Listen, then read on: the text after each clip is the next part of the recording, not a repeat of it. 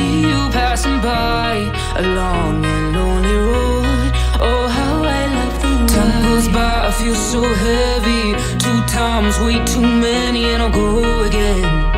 Baby, I'll go again. My mind's about to blow. It's taking all control. This ride goes on and on. And on and on and on. I can't keep holding on forever. On and on forever. You know I like. What's up, guys? Hope you guys are having a great Wednesday night. I am back for a special show solo.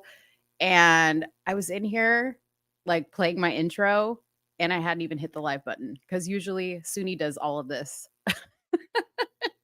Even though I do my show during the day, it's just like I wasn't thinking. I had taken a nap. My mind is just slowly piecing itself back together. But then I was like in here and I was like, oh, Suni must have taken away my countdown. By the way, Suni, if you're watching, I need that countdown, that little 30-second countdown back, because that actually warms up the audience before I hit my intro, which gives me a little bit of time because time is of the essence, especially tonight. For those of you guys that are watching, I'm about to talk about something that is a little risky. It's a little risky to talk about because it has to do with the stuff that's going on in Georgia with our former president. And I have to understand, I have to be very, very careful about how I speak about this, the wording that I use, because just the mere topic around this video, I'm sure I have all YouTube fed eyes on me at this moment. There's people here in the chat. Holly's already saying she fears for me. I'm even like misreading messages that Suni's already putting in here that I thought she said free Mo, because Suni's like, don't attach my personal channel to this because I'm just trying to get out of jail. I'm trying not to be shadow banned. So I'm really putting it all on the line for you guys tonight. I just want you to know to share this information with you. And I'm not going to digress much further other than to add one more thing. I really, out of all the nights, okay, I need, as you come into this live, for you to hit that like button, for you to warm up that chat. I want you guys chit-chatting in the chat. Do whatever you want to do. It's going to help me because it's going to push this through the algorithm wall so that this video doesn't get blocked, because it's already going to get suppressed because of the topic. Okay, so I'm really going to rely on you guys for that. And as always, if you guys want to super chat me, I appreciate that so much, because this is what we do for a living. And this might be my last day on the job. This might be my last day on the job after this. So please, yes, I appreciate all the chatting. Suni's already, see, this is what a true friend, a true co-host does, is she just gets into the chat and she starts talking. This is exactly what I wanted. Hello, Angela. Yep, we're ready. Okay, cool. So before I get into all the juicy details that I have for you guys, I want to explain to you what I'm going to be talking about. So you guys saw my thumbnail where I had obviously President Trump on there. If you didn't know who the 2 women were at the bottom, that is Ruby Freeman, who was who worked in the ballot counting office. I'm learning that a poll worker and the people that actually count the ballots are 2 different things. Okay. 2 different jobs. One is a little bit more important than the other. And the job that Ruby was doing was she was actually counting ballots. She was in charge of counting ballots. And I'm going to show you a video of Ruby actually in the ballot counting office. You guys may be familiar with this video because Suni does a great impression of Ruby Freeman. You guys are going to get a little chuckle out of it. And then the other lady next to her in my thumbnail is her daughter, which I'm going to show you. I think I have a video with her in it. And the reason why she's important is because she went in front of the January 6th hearing commission or whatever to testify alongside her mother on her involvement at the election office, okay, or the ballot counting office, whatever you want to call it, in Fulton County, Georgia. Okay, so you'll see her And she also was kind of, I think, working alongside of her mom. Now, the other woman that you see in my thumbnail is Travion Cuddy. I think Cuddy. I'm not sure if I'm saying it right. But she is a very, very important figure in this whole situation. And I'm going to tell you how I personally got to know her was during all the, Kanye West drama or Ye drama that was going on online. Travion was just like posting some fire stuff, and she really had some like inside stuff. And I saw how many followers she had. So I was like, who is this woman? Travion. So I Google her, come to find out she was the former publicist to formerly Kanye West. And at one time she also was a publicist for my favorite R&B singer, may he rest in peace in jail, is R. Kelly. Okay. So yes, she is a very controversial figure. But aside from being a publicist, she's also a crisis manager. This is how she gets introduced to Ruby Freeman. She introduces herself as a crisis manager, and she is trying to help her. So she's a very interesting woman, very hard to find information on. She's very elusive. You're not going to find a whole lot around Travion on the internet aside from her being connected to this case. Okay. Now, before I go into the information I have, which was obtained via a Freedom of Information Act, FOIA Act, otherwise known as the FOIA Act, I have a lot of stuff here. I'm going to show you guys video that is not available online unless other people who have obtained this information have posted it. I'm going to be reading to you some transcripts. Please understand that there's some stuff I'm going to have to pause along the way, again, because of the nature of it. There's some stuff I'm going to have to read to you rather than show to you because there is information in here that I don't want to even put up on the screen because it's going to flag this video. Okay.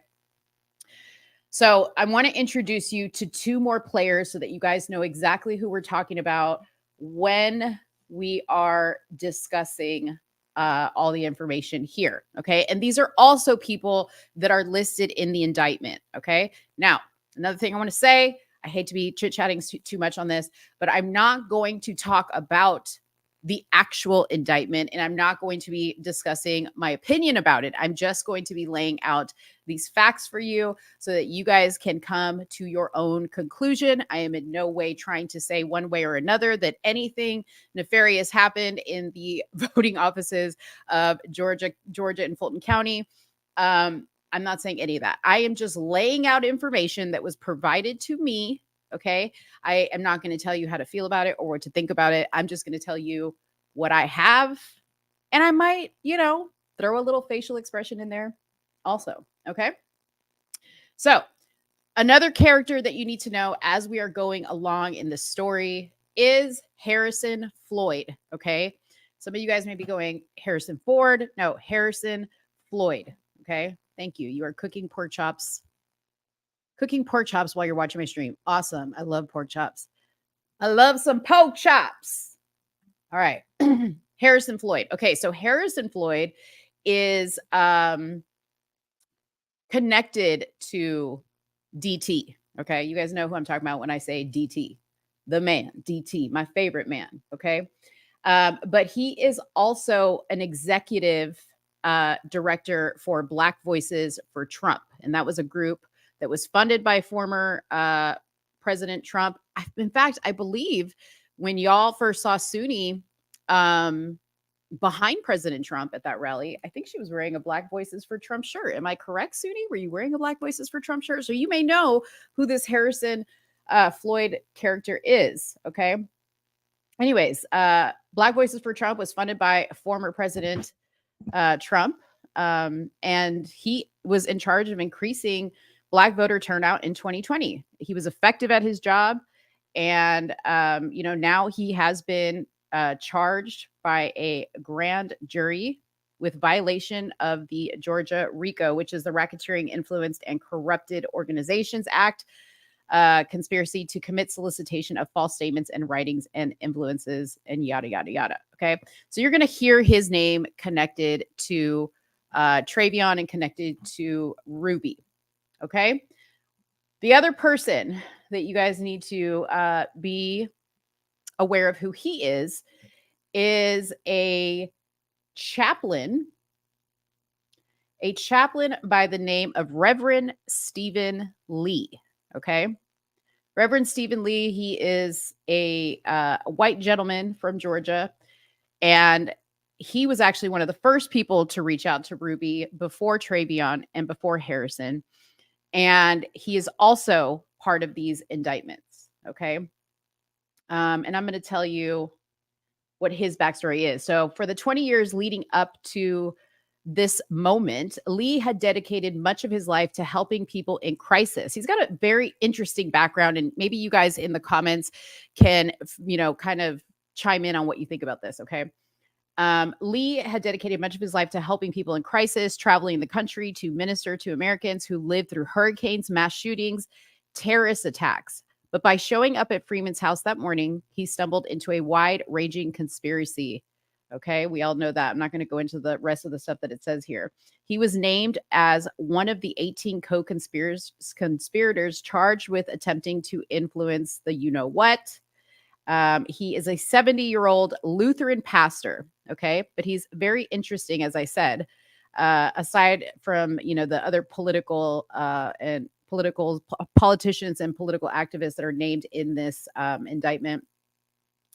After serving as a sheriff deputy in California in the 1980s, Lee was ordained as a minister in 1992 and began serving as a police chaplain. In 1999, after moving to Colorado Springs, he was the head chaplain for the Bureau of Alcohol, Tobacco, and Firearms agent who responded to the Columbine shooting. Okay. This event stayed with him more than any incident he had ever experienced, and it remains a black hole in his history. That's per his words, as he recalled. 2 months after the Columbine incident, he would travel to New York to serve as chaplain for the first responders after 9/11.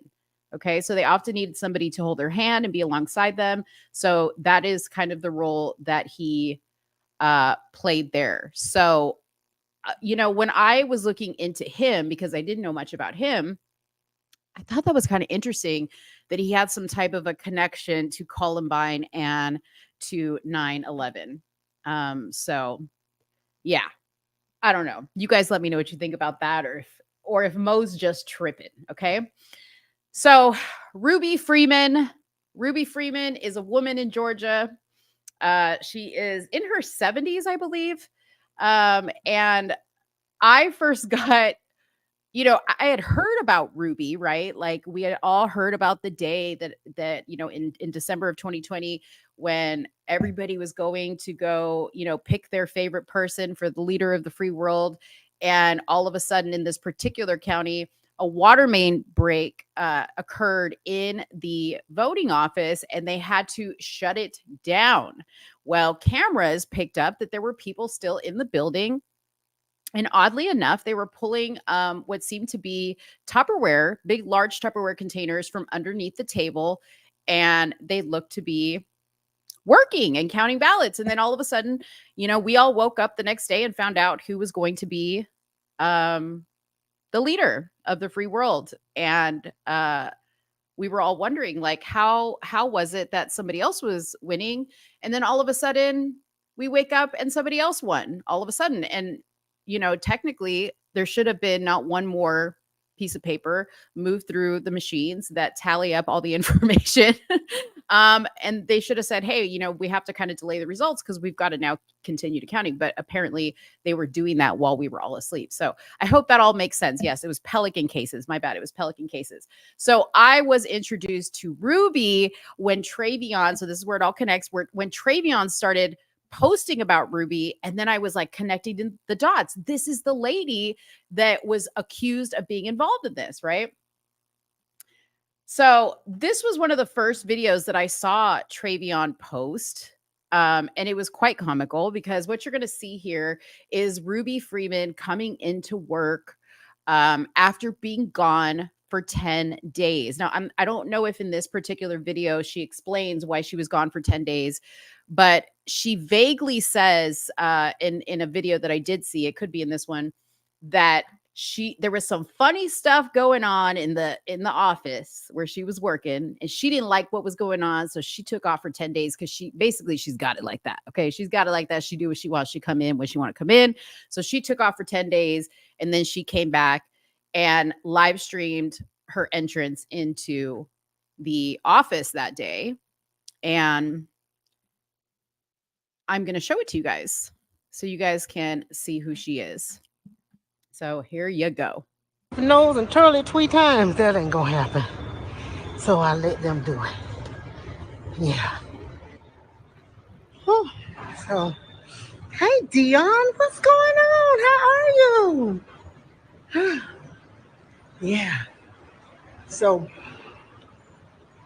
I got a lot of work to do, y'all. She got a lot of work to do. Okay. She got a lot of work to do. She's coming into the office today. There's a lot of ballots to be counted. She got a lot of work to do. She's on Instagram Live. So I'm working 7 days a week, but I'm getting it done. I was out for 10 days because I ain't like the way things were going. So I just said, yeah, anywho, I'll see y'all when I see you. First of all, what job do you know that you could just not like what's going on and you just get out for 10 days and be like, I see you when I see you, and you could come back to your job, no problem. See, that right there was sus to me from the beginning. I was like, in what world can you behave this way? But apparently Ruby has got it like that. She is so crucial to this operation. She's so crucial to this operation that she can take off 10 days. But I'm back, ready to work. I'm gonna let y'all see this. Okay, don't say nothing. Listen, look.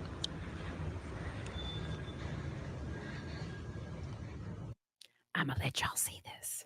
Man, see, this is when we miss Suni, because Suni could be doing this impersonation. So what she's showing are ballot boxes.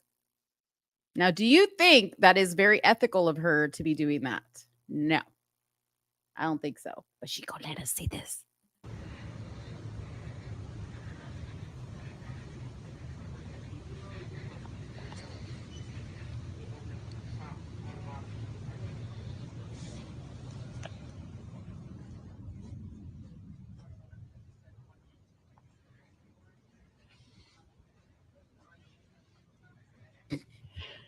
Okay, so that's what's going on in Fulton County.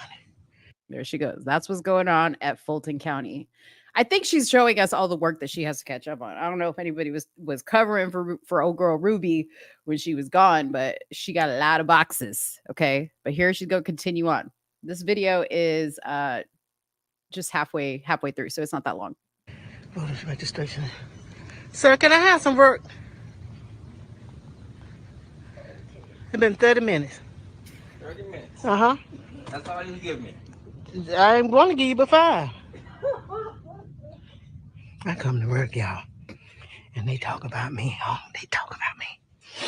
I don't care. She said, I come to work, y'all, but they talk about me, but I don't care. Because I told them I didn't want to work. Oh, Dion, thank you. Thank you, love. When I didn't want to work, I took off for 10 days. Now I'm back at work. Give me some work. Because I come to work. Yeah. Thank you, sir. Oh, you're going to give me, oh, you just gave me one. God bless you. So there you can see these are ballot signature verifications, trade count 387. I don't, here you can't see any names or anything like that, but Real good. Thank you. They want to give you 2. I ain't trying to overwork you. Overwork? Ain't no such thing. I'm going to be here till 7 o'clock. 7. Okay. Y'all see all this I got to do? I got to do all this. Enter all these absentee ballots. Don't mind Miss Ruby. What? He said, "Don't mind Miss Ruby." Anyways, so that is an introduction to Miss Ruby and what she did there in the ballot. That was my favorite part when she said, "God bless you real good. God bless you real good." You will see Miss Ruby is quite the character. Okay, Miss Ruby is quite the character. When I show you the officer, the body worn camera footage that I have of when the officer goes to her house. She's quite the character. Like, there's a longer video here. She's very much obsessed with, this is the height of, the Kobe scare, and she, is wearing her mask. She's got double mask. She's bragging on there how she got to sanitize her hands left and right. Even when the police officer comes to her home, she's like, hold on now, I got to put on I got to put on my gear. That's what she calls it. I got to put on my gear. So she's quite the character, Miss Ruby. Okay. I will say I have grown to like her. And I have some thoughts about her. Kevin always comes in here with these crazy things. Breaking news: Trump indicted for using the 15 items or less self-checkout line at Safeway. I love it. Okay. So let's get into the juicy details that you guys came in here for. Okay. So I'm going to read you some stuff. This is a summary of January 4th, 2021 meeting with Ruby Freeman. So a little bit more about Ruby Freeman. Now, the stuff that I'm going to read to you, the participants involved here are Ruby Travion Harrison, who's going to be by phone. And I'm going to read to you by phone what he's saying. A gentleman named Garrison Douglas, who is a Cobb County police officer. And this is taking place at the Cobb County Sheriff's Office. Okay. Now, this jumps around a little bit, but I'm going to explain so that you can keep up. Okay. Now, Ruby Freeman. Okay. She was employed by a company called Happy Faces. Okay. Suni, shut up. Suni say in the comments saying funny stuff. She was employed by a temporary agency called Happy Faces that had been founded by none other than Stacey Abrams. Okay. Suni's other great auntie, Stacey Abrams. And she was contracted, Freeman was a contractor to Fulton County, Georgia election absentee ballot department. So she worked specifically in the absentee ballot department, where she worked with her supervisor daughter, Shay Moss. So that's her daughter. She was her supervisor. Isn't that kind of weird to have like your own daughter be your supervisor? Now, what if she was able to take 10 days off? Damn. Anyways, their job was to process absentee ballots in early November 2020. In December 2020, video of the Fulton County Ballot Processing Center operations from early November at State Farm Arena was part of Georgia Senate Committee investigation and was publicly televised by multiple news organizations.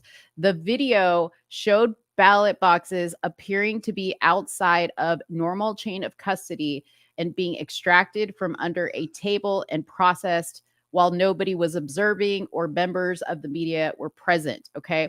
Now I want to stop there because there was a very famous call. It was like a conference call, actually, that DT, Daddy, Poppy DT, was having with all his people to discuss all this stuff.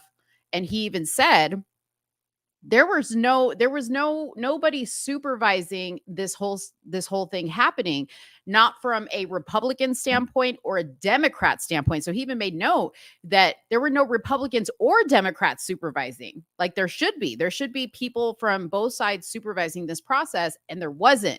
So that's what really made it, sus to them. Okay. So Freeman and Moss, did I skip a section here? Freeman, Moss, and Ralph Jones are seen pulling the ballot boxes from underneath the table. Freeman and Moss are seen scanning and rescanning stacks of ballots into the election computer. The unusual activity seen in the video coverage of the Fulton County ballot counting became a major focus of national attention in 2020 and early 2021. The presidential race in Georgia was decided by less than 11,900 votes. Investigators that reviewed the video produced estimates of unusual scans, estimating between 20 to 40,000 from the ballots under the table added to the overall total after midnight, November 3rd. Okay. So after December 2020 coverage of the election operation, we learned in a body cam footage, or that I'm going to show you the body cam footage, that Ruby Freeman met with representatives from the Georgia Secretary of State, GBI, and FBI, DOJ, in December 2020 and tried to blow the whistle on the improper rescanning of absentee ballots, and improper access to voting computers. Okay, so pay attention to that. She tried to blow the whistle. Okay, cue the Too Short Blow the Whistle song, my favorite song ever. But that's very important, because while everybody wants to look at Ruby as this terrible person, she actually started out as a whistleblower, a whistleblower. Okay. All right.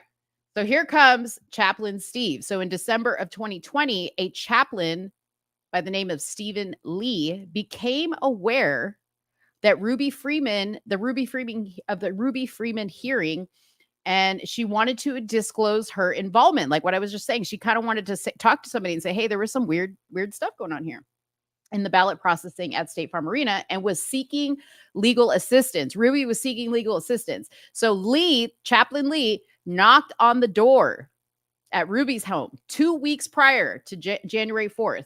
But Freeman said she did not want to speak with him because he was an old white man. That is in quotes. That is what she said per the body cam. Okay.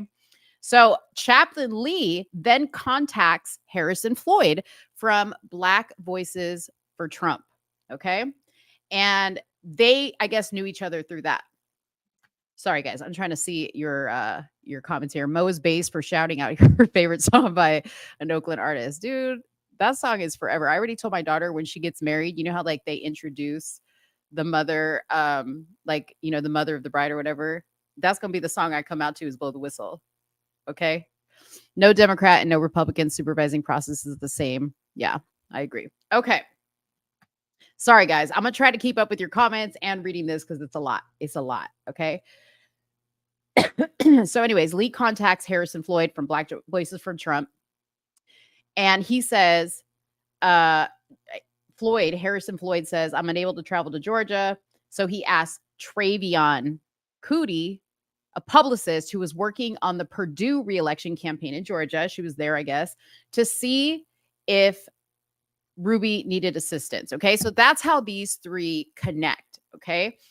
Chaplain Lee heard that Ruby was trying to blow the whistle on some stuff going on. She wanted to talk to some people. She was kind of seeming a little bit worried about the fact that she wanted to blow the whistle, and these big people were getting involved. So Chaplain Lee went to go talk to her. She didn't know who Chaplain Lee was. You know, we're in Georgia. We're in the South.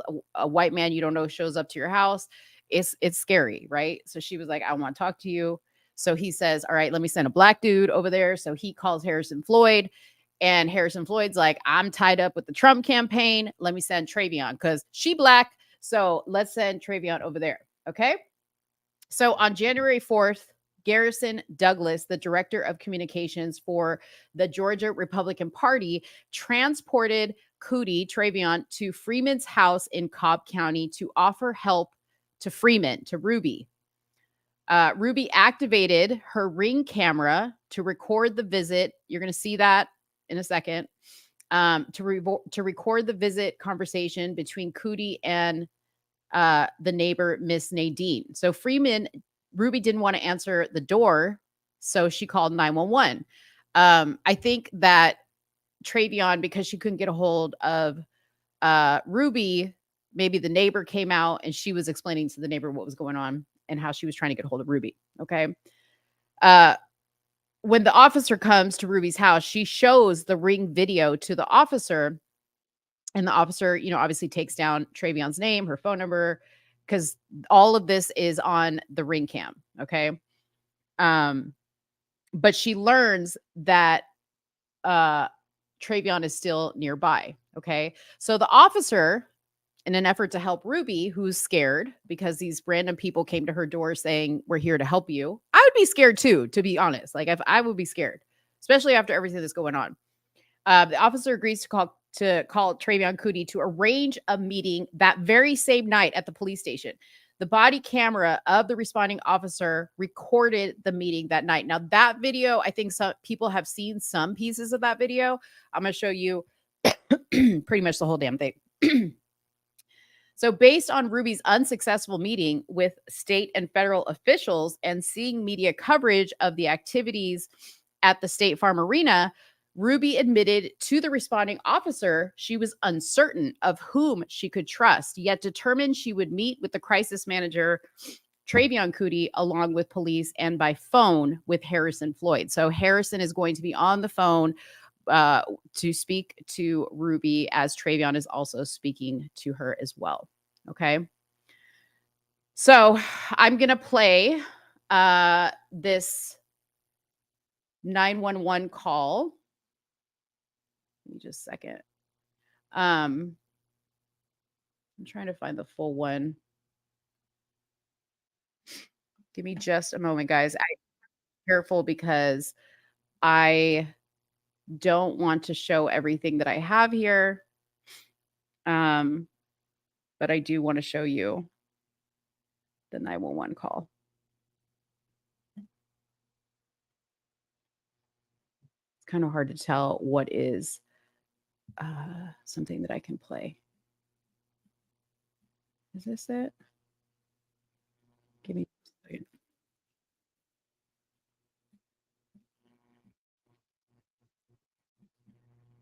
Hold on.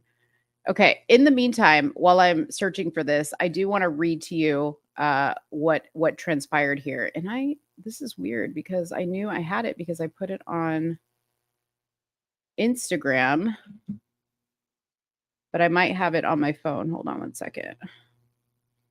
Don't leave me. Here we go. Okay. So let me just send this to myself.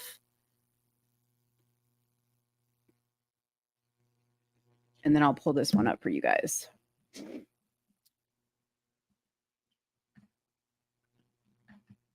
She black. All right. Bear with me. It's going through.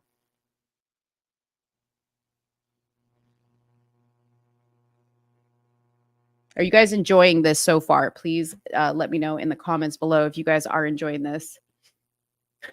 My house, the next one to get rated. Okay. So let me pull up here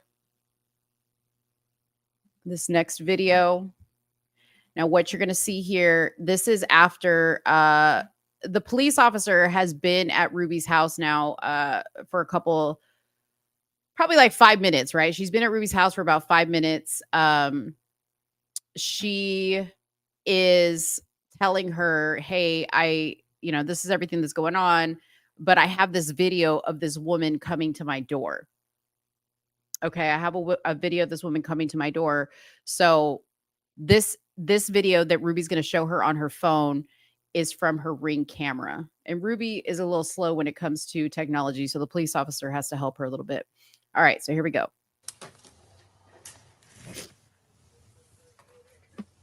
My name is Travion Cootie. I'm a crisis manager. My name is Travion Cootie. I'm a crisis manager. I work for some of the biggest names in the industry. I was given a call that she needed help in a situation, and they flew me here to help her. And we don't have a lot of time, but I'm here. Let her know that we are not affiliated with anything or anybody, but there's some things she should know, and she should know immediately.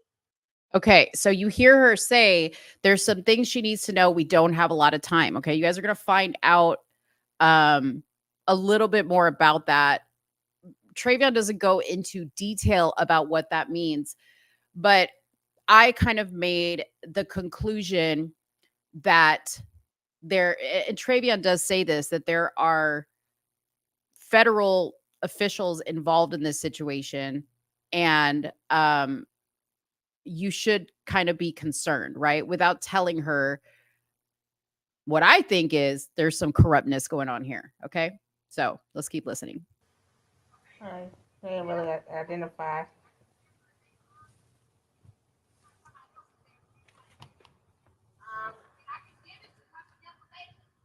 She can look me up, who I am, what I do. That's probably the only thing that will help her understand why I'm standing at her doorstep.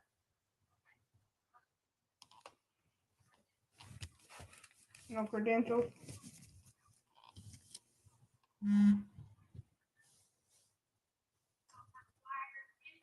There's no. Can I come talk to you? That's where she's. This is where she's talking to the neighbor. I'm not going to discuss anything. I just don't want to be yelling across the street. Okay.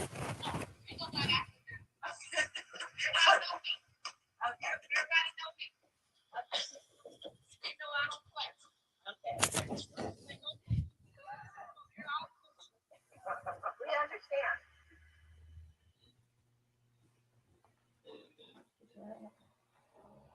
I have her name wrote down and her phone number. Oh yeah, I need it. So I can call them, see why. Oh, I wrote it in my notes. Look like you got curly long hair. Mm-hmm.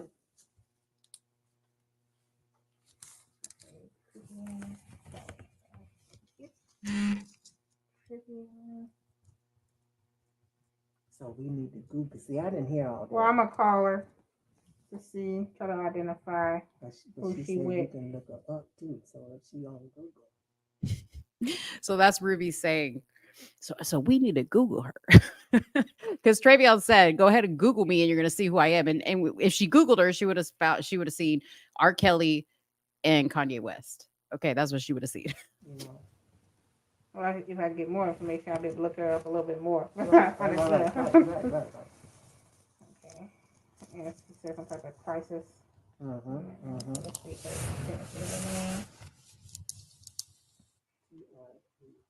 Trivian Tootie. Anyways, that's them trying to get the name together. Okay, so that's where she goes with the police. That's where she gets to the police and she's like, hey, listen, I need your help. Okay, so I'm gonna read this part to you because I do have audio, but it's very, very hard to understand. Okay, it's very, very hard to understand. So at approximately 10:30 p.m. that night, Ruby Freeman, Travion Cootie, and the police officer meet at the Cobb County Police Station. I'm going to show you a little video of this too. Travion asks Ruby, so you can find and figure out steps you want to take if you choose to take any at all. Sorry, I skipped around. She said, my name is Travion Cootie. I'm a crisis manager. Let her know that we're not affiliated with anybody or anybody else, but there are some things she needs to know. Ruby Freeman says, okay, so what I wanted done was while you're here, I know I ain't calling with my number, but I know from 911, if you call them, your officer or whatever, not their office, and had them to dial the number and say, yeah, she's willing to meet at the back of her house, because the police is there and she'll meet with you with the police. Sorry, I skipped around from that part, but now we're back at the police station. Okay. So hold on one second. Okay. So they're at the police station and Ruby Freeman says, I wanted the police to come and go outside and talk with them. Okay. Ruby Freeman says, yeah, well, what I want to do when the officers come, the people said they were close, meaning Travion was close. I want them to come back and tell me what it is they can do for me while the officer is here. Okay. So she wanted the officer to be present while they were having this conversation. Okay. So they're in the police station and the officer is sitting across the room and Ruby and Travion are sitting in two chairs talking. The officer says to Ruby, I can step over there if you're comfortable. Travion Cootie says, okay, I want her to be comfortable, but I also want to advise her that there are federal people who are involved here. And she points to the hallway. Okay. She points to the hallway where they're at. That she says, I don't know who they are connected to. And I really need her to be as nonchalant as possible with this conversation that we are going to have so that if she does make a decision, she is protected in her decisions. This is literally like a movie right now. Okay. Like the way that she's just like, and you're going to see, she's like, there's people here, right? It's almost like they're just like waiting out in the hallway. There's people here. They're going to get you. At this point, Travion Cootie phones Harrison Floyd to get him on the phone. Ruby Freeman says, but I do want an attorney, but nobody knows it's me. Oh, I'm sorry. Pardon me for the way that this sounds, because this is a transcript. So this is being written in her words. Okay. So this is how Ruby speaks. She says, but I do want an attorney, but nobody now it's me. She says it's all fraud. So I do wanted one. I know that I need an attorney. I've asked several different ... all about it and not heard back. So apparently she's asked for an attorney and she has not heard back from anybody. And even when I met with the Secretary of State, they didn't ask nothing else about fraud. They didn't ask about an attorney. So I do want an attorney. I know I need an attorney. I haven't answered any questions because I don't have an attorney. They went and asked something and said, no, you cannot answer that because it's false. I didn't even watch a lot of YouTube, she says. I think I saw one about the DA, and everything they are saying is false. This is from Ruby, y'all. This is from Ruby. And there's something that makes this interesting because later on she changes everything she's saying here. Okay. Everything they're saying is false, she says. Everything from the quote, unquote suitcases of the ballot boxes to why we opened them back up. Everything they said was false. Now, if they did say that they cleared, then they asked as to what happened with the ballot boxes and nobody telling me, and I don't understand that. The FBI, nobody has reached out to me. They reached out to me only to clear my social media. I do want an attorney. It's all fraud. Okay. So I'm going to play a little bit of this for you so you can hear for yourself. Okay. But understand, I cannot play the whole thing because y'all listen. All right, here we go.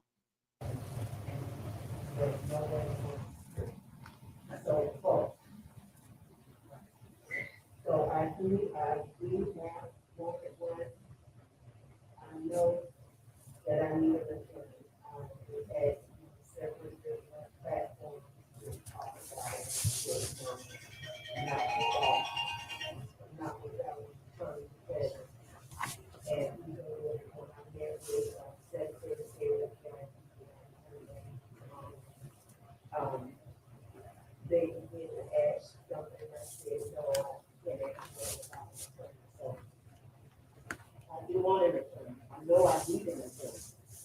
And I haven't answered any questions because I don't have an attorney. I didn't even watch a lot of YouTube. I saw about the U.S.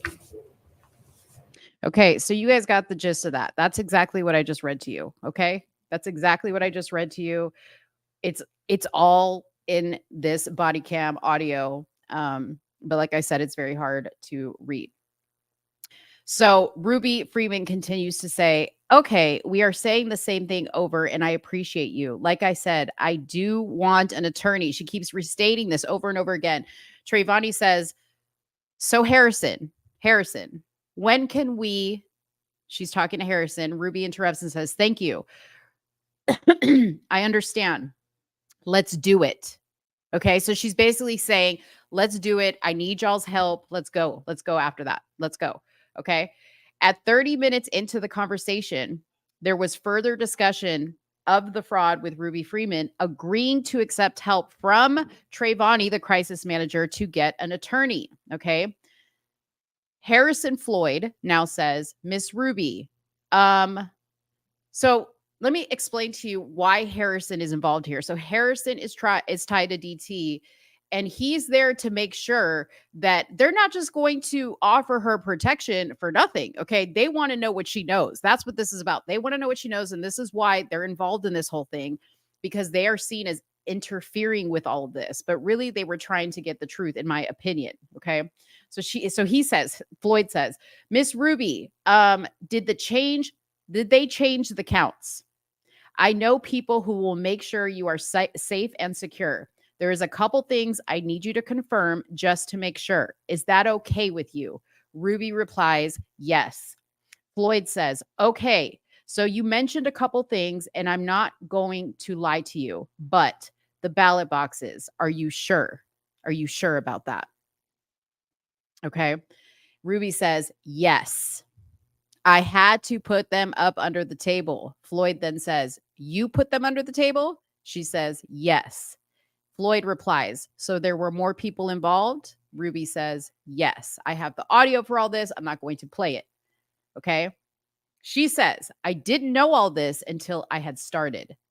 Ruby then says, or Ruby Freeman, who put it under the table, because they could have been distorted because they knew everybody was being recorded. I swear on my mama, they came around me having everything all looking important, and we're packing up, and I've already packed up everything, and I put everything in order. Okay. So she's talking about the whole the hustle and bustle of when the pipe burst. Okay. They thought she's basically saying they thought they were going to go home, and that wasn't what the plan was. Election official Ralph Jones communicated with Freeman and Moss, Moss being her daughter. Freeman admitted that in the late night hours of November 3rd, she was pressured by her supervisors to illegally scan ballots after observers had been removed from the absentee ballot State Farm Arena ballot count station. Okay. So she admitted it. She admitted it to this guy named Ralph Jones. So Ruby Freeman continues, and he said, and they was saying the count was low. It was really low, meaning the count for you know who. And there are all of the ballots. And it was really low. And are all the ballots counted? And so we got there was a few more, and we can get those in the morning because there wasn't that many. They said, well, count as many as you can. Count all of them. So my daughter said, Mommy, get the scanner. Yes. Smash that like button. Okay. My daughter says, Mommy, get the scanner, but I didn't scan. So she said, just do it so we can get out of here. So that was when nobody else was taking. So that was when even nobody else was taking, because there were no more work to be done. So we said, we can't. And they said, lucky, because nobody's here. And when they said that, boom, under the table, cut the zip ties to scan them so that the number would go up. So that's how the numbers were created, by the ballots going through the scanner. So when all of them were done, we got the final count, and we put them back in the bucket, and the boxes and the bucket and the zip ties, and put them back under the table. So that's the reason the ballots came from under the table, and we reopened them up. Okay. So you guys, this is her admitting to what they did. Okay. I'm not, that's not my opinion. That's her words. So when it comes to this whole thing, this whole indictment, I'm just wondering what case they got. Okay. I'm wondering what case they got. I'm also wondering where the hell Ruby is today. Okay. So a side note, after those bombshell admissions that she made, the media and the Unselect Committee heard from the body cam. Ruby Freeman is heard to lament the impact on her relationship with her daughter. Okay, so Ruby Freeman continues to say, that was a little side note. Of course, she would never say it, but it's like my fault that she's talking to her daughter. She used to think it was her fault for me wanting to work there. But I say now it's like this. It's my fault because I had my business name up. So what she's referring to is in that live video that I showed you of Ruby live streaming on Instagram. It didn't show it here in this video, but there's a longer form video where she shows her computer screen and she goes, look at that, y'all. That's my name. And it said Ruby Freeman. So she, everybody at that point knew who she was. Okay. So that's where they got my name from. She says that's how they attacked my social media and my business. So my daughter feels that I don't know if she thinks of me as bad. I know, and I know she made a comment once that when it first happened, they don't care nothing about that because right before that, a week before the election, they made her supervisor of absentee ballots. That's the daughter. I know how that works. All that was that so she could do a good, so that she would do a good job, a real good job, a good job. She would do a real good job. Excellent, but that hurt her. Now, if she takes it out on me because I did this and I don't have any friends because of you and well, I have to take the heat for her, okay? So Ruby, let me just listen. I happen to be a certified ebonics translator, okay? Oh, y'all, you guys should be lucky. Smash the like button that I'm in here translating this for you, okay? In the absence of Sudi, who could probably do a better job, okay? So basically, Ruby feels that as the mother, even though her daughter was her supervisor, she messed up by going live and making the big deal because now everybody knows her name. And now that all this stuff has come out and people think there was funny business, everybody has gone after her on social media and is attacking her. Okay. So Ruby goes on to say, it's serious, it's deep, it's so real, they will believe it because I'm good at explaining myself. No, you ain't, girl. No, you ain't. I pity the person who had to write this up. But the USB port, but really, I really would love to go live with that because the ballots is history, even though my name is still lingering. But if they want to do it, and then it was something inaudible, it says here. Again, this is a transcript, so it says inaudible. But now it's the USB port, so I need an attorney. I want to go live. I'll go live on every platform, and I will blow your mind. And you are going to be amazed at that picture. I want an attorney, and I want to go live, and I need an attorney, and I can tell you then, but everybody needs to know how dumb they are. So obviously, we want to clear your name. That's what Travion says. She says, obviously, we're trying to help you with that. Okay. There's some discussion by police officers on the original police report heard on the body cam. Okay. So what's going on here? Okay. So where this transcript is coming from, and I'm going to show you. Can I show you a picture of this? No, I can't show you a picture of this.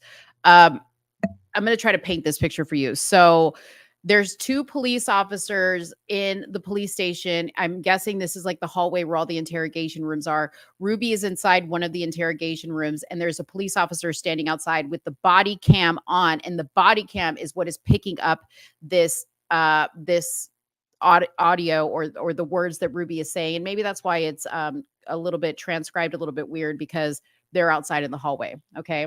So 1 hour and 3 minutes into the body cam, we hear the responding officer talk with a supervisor about writing the police report. Okay. So Officer 1 says, this report will be media entrance. So Officer Supervisor says, media what?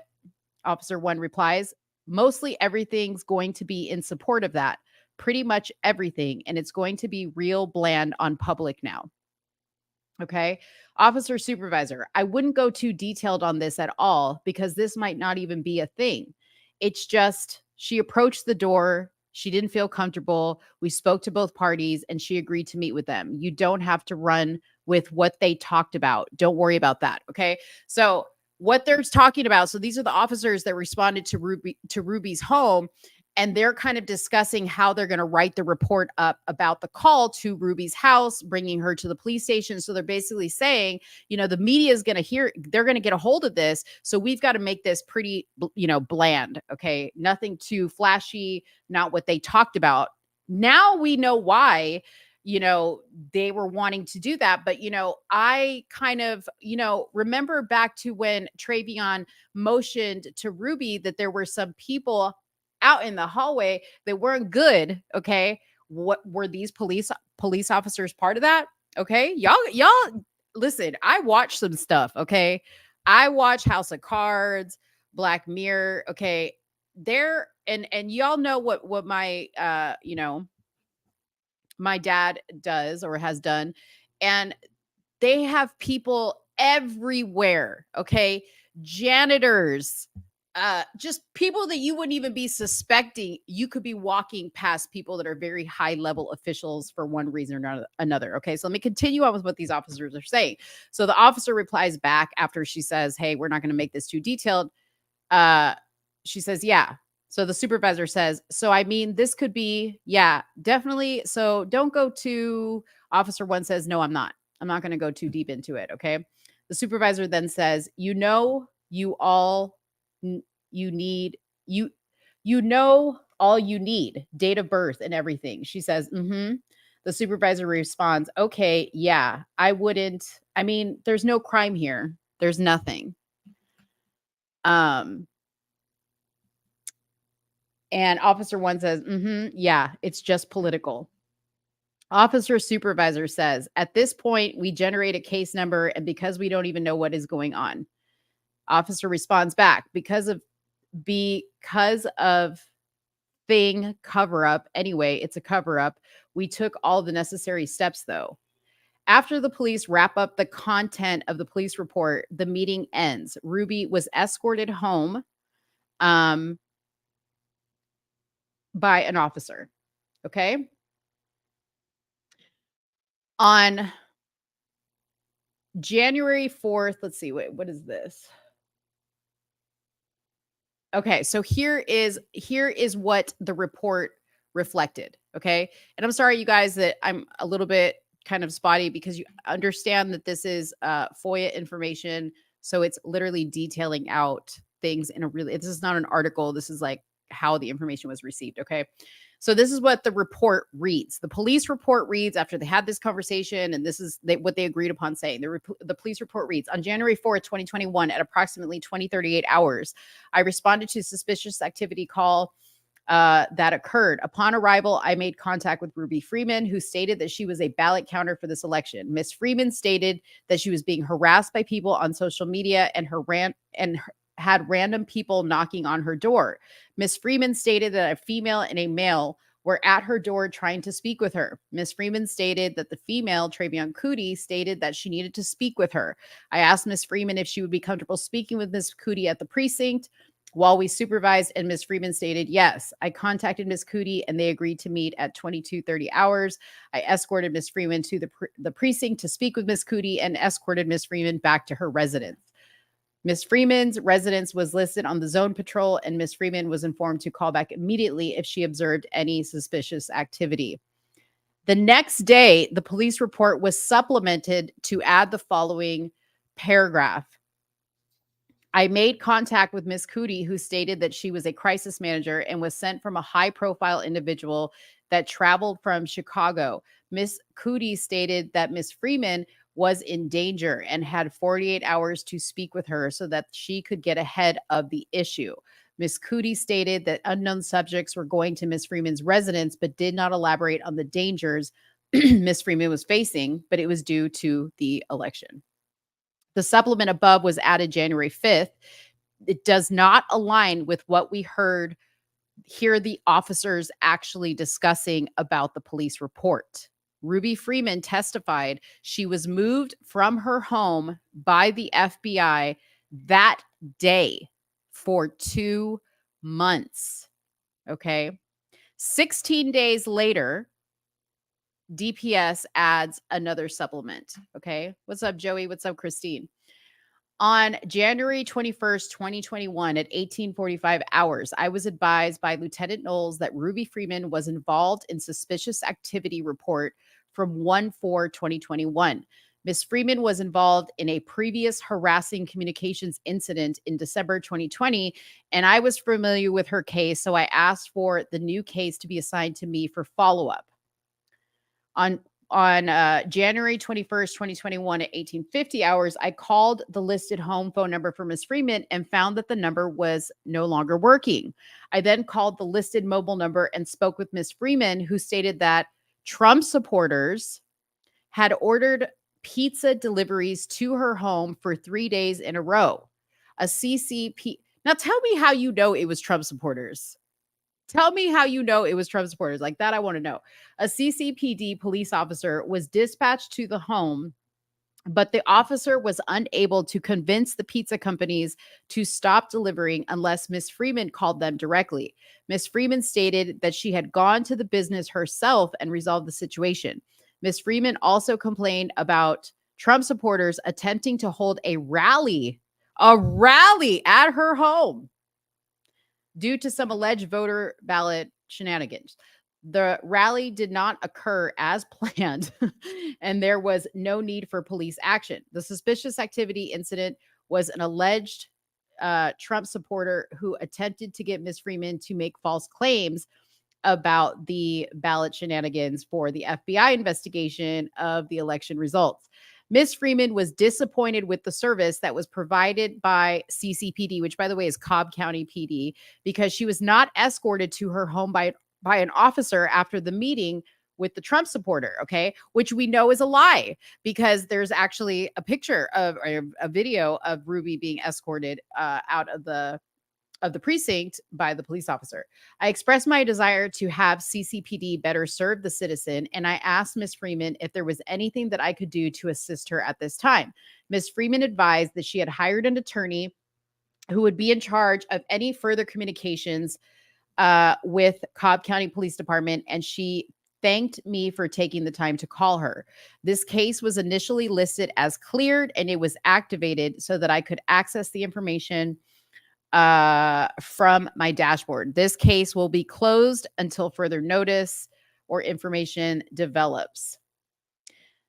Ruby Freeman then testifies in the January 6th committee reported June 21st, 2022, that she was moved by the FBI from her home on January 5th, the day after she met with Travion, for 2 months. Okay. So remember that Travion had said to her, I'm here to help you. We don't have much time. There are people coming for you, federal people. And lo and behold, the next day, the FBI came for her. Okay. Could it be that Travion was trying to protect her from what we now know is a corrupt FBI? Could that very well be? Okay. At the end of the day, you know, my thought is Ruby Freeman is a whistleblower, and her voice was silenced in an effort to cover up things that people didn't want to come out. Okay. Um, do I have, hold on one second. Let me see what I've got. Okay. So do you guys want to see some of the interrogation at the actual police station? If you guys want to see that, I can play some of it for you. Let me know in the comments below and we could play it. Hold on.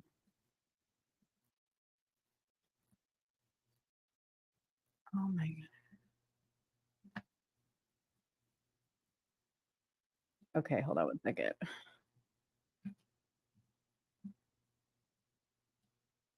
Okay. Give me 1 second, y'all. Y'all want to see this?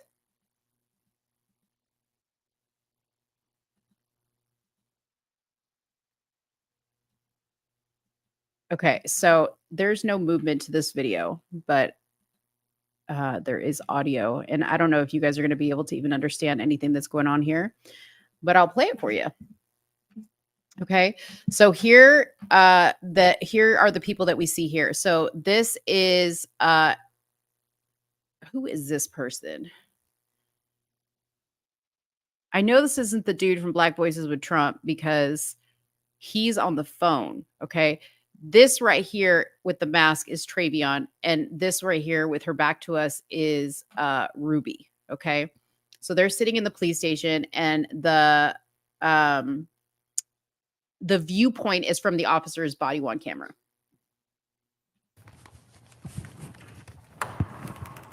Hi. I'm Officer Freeman. All right. Thank you. No problem. Good evening. How are you?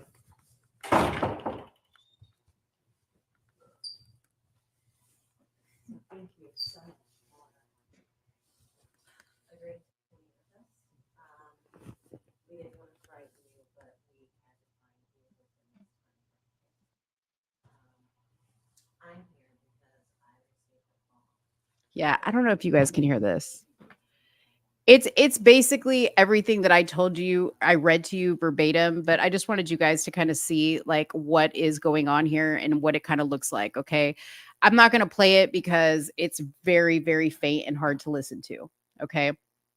But what I want to take you to next is where Ruby Freeman testifies in front of Congress, okay? So she testifies at the January 6th committee. This is several weeks on January 6th. So this is shortly after they sweep her up and they wipe her social media. She comes back and now she is under the protection, obviously, of the FBI. And she is giving a statement to the January 6th House committee. But clearly, even though she said initially she wanted to accept Trayvion's assistance, she clearly changes her mind on that. And the question is, why does she change her mind? Is it because she goes back and she Googles Trayvion and sees that Trayvion and Harrison are connected in some way to Trump? I mean, we already know Ruby doesn't trust white people, so I know she's not a Trump supporter. But something happened, okay? Something happened that Ruby changed her mind in those 2 months that they took her away. Something happened. Okay. And that is really what the mystery is. We don't know what happened. I don't even know where Ruby is to this day. I don't know where she is staying, if they have her in some type of witness protection program. And it's just all a big mystery to me. Thank you so much, Matthew. Yeah, that could be Trayvion's assistant. Is this ever going to come out in the trial where they continue to cover up? So I would imagine, because, there's going to be both sides presenting evidence. I would imagine, just like I have this information, that the teams that are going to be arguing the case for the individuals that are listed in this indictment, they're going to bring this stuff up and they're going to ask Ruby, why did you say this when you met with them and then you backtracked and said something else? Ruby, I agree. There has to be some type. If she did backtrack on a sworn statement, there needs to be some punishment, right? But who knows? Like, she could be being threatened, right? She also could have gotten some money, some hush money, But I don't know how far. Like, I guess I can only speak for myself. I don't know how far hush money can take you, because it wouldn't take me.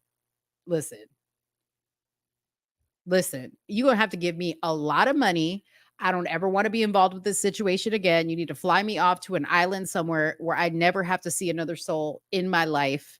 That's the deal, or there is no deal. Okay. So here we go. Okay. So let me play this testimony, or a clip from the testimony from Ruby. I've lost my name and I've lost my reputation. I've lost my sense of security.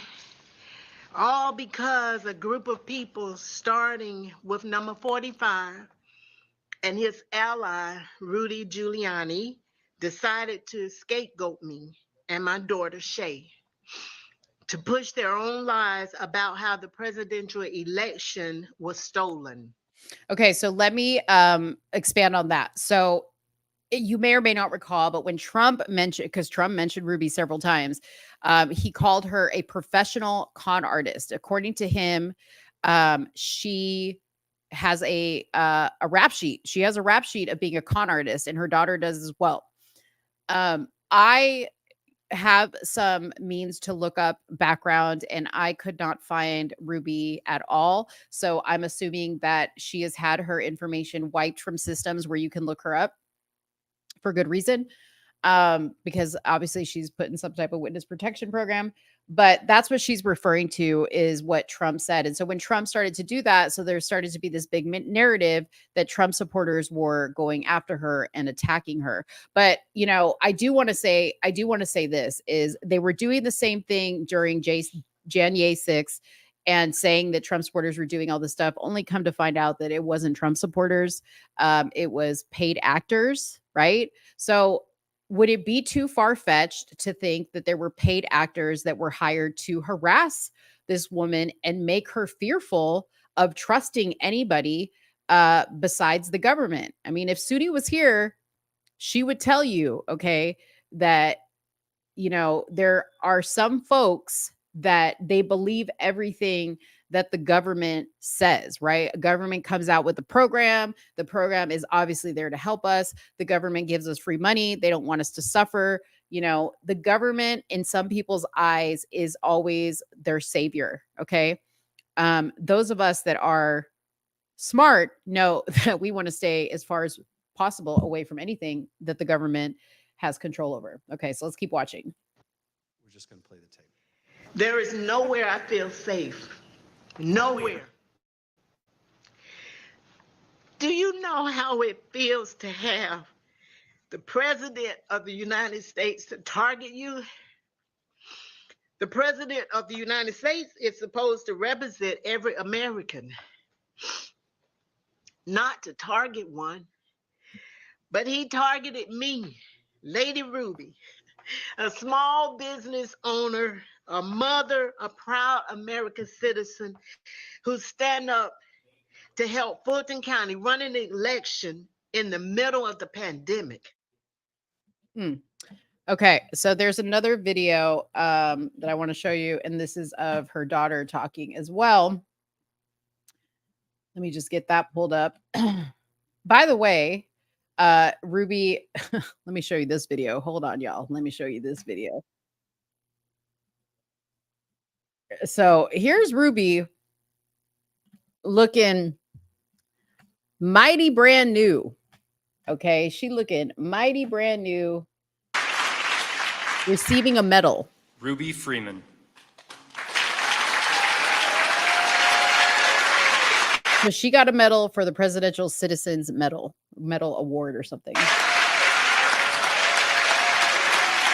Ruby done got her a new wig. She got some new drunk eyelashes. Look at that. She got a Chanel necklace.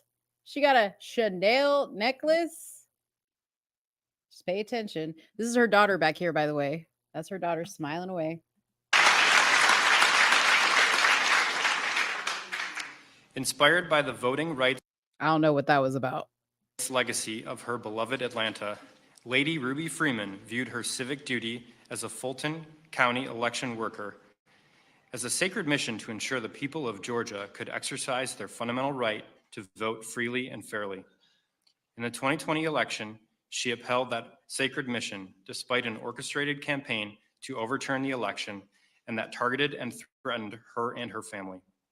To the nation, she bore witness of the trauma and tragedy of that experience, and today, we the people honor Lady Ruby Freeman as part of our nation's voting rights history.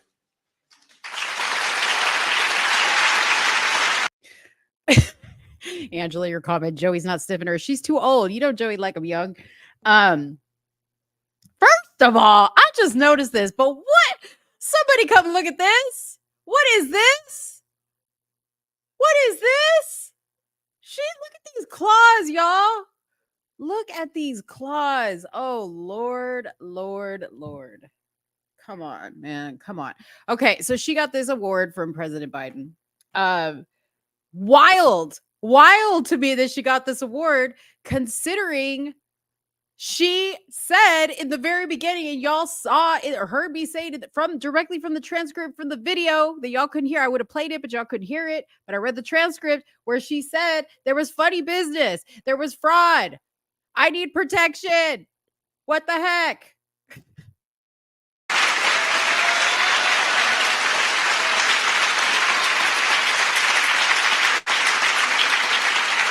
What is this? Yeah. So that is that. Let me try to find the video of her daughter testifying. Okay, I found it. I just want to show you guys this because I want to give you guys a full rounded picture, okay? Because I'm gonna tie it back to Miss Travion Cootie in a second, okay? But I want to give you guys a full rounded picture. This is the daughter, okay? Mind you, she looks a little different here because she's going to explain how she gained 60 pounds from the stress. Okay. I might forward it through a couple of minutes of this. They are incredibly difficult to relive. Your proud service as an election worker took a dramatic turn on the day that Rudy Giuliani publicized a video of you and your mother counting ballots on election night. President Trump, Rudy Giuliani, and others claimed on the basis of this video that you and your mother were somehow involved in a plot to kick out observers, bring suitcases of false ballots for Biden into the arena, and then run them through the machines multiple times. None of that was true, was it? None of it. I'd like to show you some of the statements that Rudy Giuliani made in a second hearing before the Georgia state legislators, a week after that video clip from State Farm Arena was first circulated by Mr. Giuliani and President Trump. I want to advise viewers that these statements are completely false and also deeply disturbing. Okay, so I'm going to skip through that. I'm trying to find where she's actually talking. Here, let's see. Maybe this is it. Experience. Here it is. I received a call from my grandmother. This woman is my everything. I've never even heard her or seen her cry ever in my life. And she called me screaming at the top of her lungs, like, Shay, oh my God, Shay, just freaking me out, saying that there were people at her home and they, they knocked on the door, and of course she opened it and seeing who was there, who it was, and they just started pushing their way through, claiming that they were coming in to make a citizen's arrest. They needed to find me and my mom. They knew we were there. And she was just screaming and didn't know what to do. And I wasn't there. So, I just felt so helpless and so horrible for her. And she was just screaming. I told her to close the door. Don't open the door for anyone. And she's now. Y'all know now, okay, that this is a bunch of baloney. This is not how it all went down. Y'all know this was a bunch of baloney, okay? This is why, call cap on that. This is cappity cap. If there was ever a cap, this is a cap. You look up cap in the dictionary at this very moment, and you gonna see Shay, okay? Her acting is terrible. She's a 70-something, I won't say, year-old woman, and she doesn't like having restrictions. She wants to answer the door. She likes to get her steps in, walking around the neighborhood, and I had to tell her, like, you can't do that. You have to be safe. She would tell me that at night, people would just continuously send pizzas over and over to her home. Apparently, Shay ate all the pizzas. Breaking news, Shay ate all the pizzas. And they was expecting her to pay for these large amounts of pizzas, and she went through a lot that she didn't have to. And once again, it made me just feel so horrible. Well, I know the event. So there you go. That was Shay's comments in front of the January 6th. Y'all's comments are cracking me up, okay? Lizzo will play the daughter in the movie coming out. Tyler Perry will play Ruby. Y'all are cracking me up. And we know Shay ain't got no steps in lately. You guys are so funny. I love you. Okay. What charges is Travion Cootie facing in this indictment? Okay. So she faces charges under Georgia racketeering law. And the indictment accuses her of helping to conspire to unlawfully change the outcome of the election in favor of Trump. Okay, so what they're saying is because she went to Ruby's house, she reached out to her and said, "We're willing to help you." They are saying that was a conspiratory effort to change the outcome of the election. Okay. Now, everything I read to you in the transcript of every meeting that Travion had, or the meetings that I have, information on that Travion had with Ruby, nowhere in there did she actually mention that she was tied to Trump. Did she mention that she was trying to change the outcome of the election? What she did say is, "I want to help you. I have heard from the Chaplain Lee that you are feeling unsafe, and I am here to offer you some help." And uh, uh, Harrison Floyd had questions for her. Okay, before they were going to offer her this help, they had questions for her. They wanted to know, and Ruby happily told them. Okay, so that is really the important part of this all when this eventually goes to trial is they are going to have to present this information, and they're going, I'm hoping, to ask Ruby, "Why did you later change your story?" Now, I am almost certain she's going to say she was scared, yada, yada, yada, blah, blah, blah, blah, blah. But once you take it to a court of law, you have to prove it. Okay. So I know a lot of people have been asking Suni and I why we're not talking about this whole Trump thing. And this is, in short, why. Okay. I do not for a second think that they have a solid case, number one, against him. Okay. I can't speak for every single person involved, but because this video is about Travion in particular, I am going based off of what I have seen. I do not think they have anything against Travion at all. Okay. I don't think she did anything wrong whatsoever. I don't think she was trying to interfere in anything. I think that Ruby was somebody who was easily manipulated, and they knew that they could manipulate her and her daughter, and they did. They manipulated her. Okay. She doesn't seem to really know, in my opinion, what was going on that day when everything went down in the election office, but they definitely went along with the flow of what was going on. And then, like the rest of us, later found out something wasn't right. Okay. And she apparently wanted to speak out about it. Okay. If Ruby didn't want those people to know anything, she would not have showed up at the police station at all. Exactly. Right. But clearly, there's something that happened in between, literally that 24-hour period between her meeting at the police station and what ultimately happened the next day that Travion told her was going to happen, where the FBI came to pick her up. Okay. How did Travion know? How did Travion know that is what I want to know.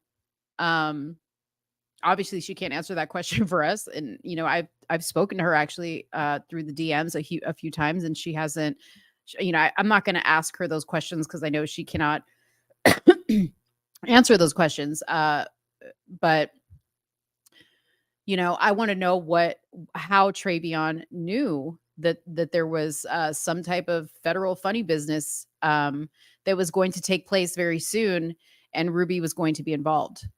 That's a very interesting question to me. They also didn't have enough for a solid indictment either, but here we are. Exactly. In any of these indictments, there's not enough for a solid indictment. Kevin, RuPaul will play Michelle Obama. I love it. Oh, you guys are so funny. Well, definitely give me some questions. If you guys have some questions that you want me to answer in the chat, just drop them in the chat right now. Give me some feedback on how you guys like this breakdown from one angle of the indictments. In my opinion, this was actually a big part of this. Like Travion was a huge part. Like she, aside from Ruby, Travion was really a main character in all of this. And aside obviously from DT, she was a main character in all this because she reached out to Ruby to help her. And, aside from Ruby live streaming her, position there at the Fulton County election polling center office or whatever you want to call it, um, Travion to me seems like a very, very important and mysterious figure in all of this. So this is one of the reasons why I'm going to be hooked if this trial is made public. I don't know if it will be, or if we'll be able to watch it, or just watch bits and pieces of it. But I'm going to be all in on this trial, because I really want to find out what's going on. They have, obviously, Harrison Floyd is in the trial, is going to be part of it as well, and the chaplain Will, is going to be part of it as well. So we shall see how all the pieces, right, the house of cards, if you will, fits together in all this. But interestingly, you guys should go and Google the history of Fulton County, because they got a lot of stuff going on there. The R. Kelly thing took place in Fulton County, which Travion was also a part of that, because she was representing R. Kelly at the time, and there was this big to do with R. Kelly. He was to perform in Fulton County, and he was going to be banned. They didn't want him performing because of all the heat he was taking and all this other stuff. Travion was actually representing him. So, there's a lot of interesting connections here. There's the Ye connection, the not really tied to this situation, but R. Kelly, right? There is the 9/11 connection to the chaplain who has been indicted, and his connection to the Columbine stuff, and then the Black Voices for Trump with the other guy, right? There's a lot of interesting connections here, and this is why I'm so fascinated by it. And then now, you have the county clerk in Fulton County saying, oopsie, I pressed the wrong button, and the indictment went out early. It was a test, and I didn't mean to send it out. But funny enough, when it finally did officially come out, it was exactly the same exact indictment. But she now has just, come out and said, well, I am admitting it was a mistake, big deal. Mistakes happen. I had a lot of pressure on me to get this right. So I don't know, y'all, Georgia is looking hella sus these days. They've been looking hella sus. Okay. But they're looking more sus as we go along. Okay. You got added to 5011 list as soon as you put in those FOIA requests, right? You think, dude, man, I don't know. That's why I wanted to be careful. That's why I wanted to be careful about this. And, like I said, I just wanted to present that information, and you guys, clearly the president that is in office today is the president that should be there. He may not be doing the best job, but he was voted in an overwhelming number of votes because the people wanted him to represent us. And we love and respect President Biden. Go President Biden. Everybody in the chat, hashtag we love President Biden. Vote Biden Harris. Help me out. Help me out. It's a little white lie that I'm asking you to tell to help me out. Okay. So Mo don't go to jail. Okay. Because you all are going to have to be wearing free Mo t-shirts probably by this time next week. Anyways, did you guys enjoy this? I didn't get any feedback after I asked that question. Angela says good information. I want to know if you guys enjoyed this, because I actually, yes, we love China as well. And we love Ukraine. Send them more money. I actually enjoy doing this type of stuff. I love doing these types of breakdowns for you guys. This is where my passion lies. I'm not like the biggest, police shootings and beatings and all this other stuff don't really interest me. That's more my wonderful and lovely counterpart Suni, who loves to look at that type of stuff. I enjoy this type of juiciness. Okay. It's okay, Mark. You don't have to respect him. Glad you loved it though. I appreciate it. And I'll definitely keep you guys posted.